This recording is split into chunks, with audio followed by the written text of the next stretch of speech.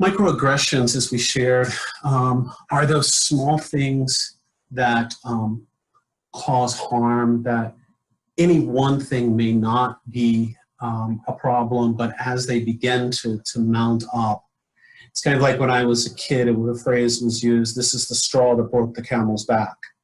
It is a bunch of cumulative things that mount up that ultimately cause harm. So encourage the participants to ignore the preconceived notions that they may have about microaggressions, and ask the participants to imagine if each microaggression that is talked about in session 5 were committed against them, and shift their point of view to, what if this was me in that situation? How would I have responded?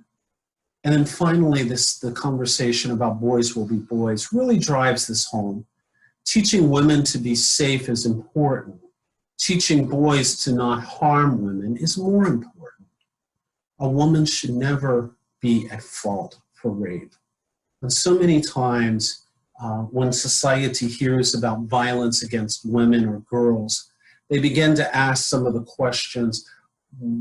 How was she dressed? What was she doing? Why was she there? And all of those questions that I know you've heard. They're not appropriate. The victim of violence never asked to have that violence perpetrated against them. It is always the fault of the perpetrator of violence. And this is true whether it's violence of men against women, men against men, women against men, or women against women. No matter what the perpetration of violence is, or who the perpetrator or perpetratee, if you would, are, it is always the one who is causing the violence that should take responsibility. And this conversation in session 5 helps people understand that a little bit better. Gil, do you have anything that you'd like to share? I think we got it.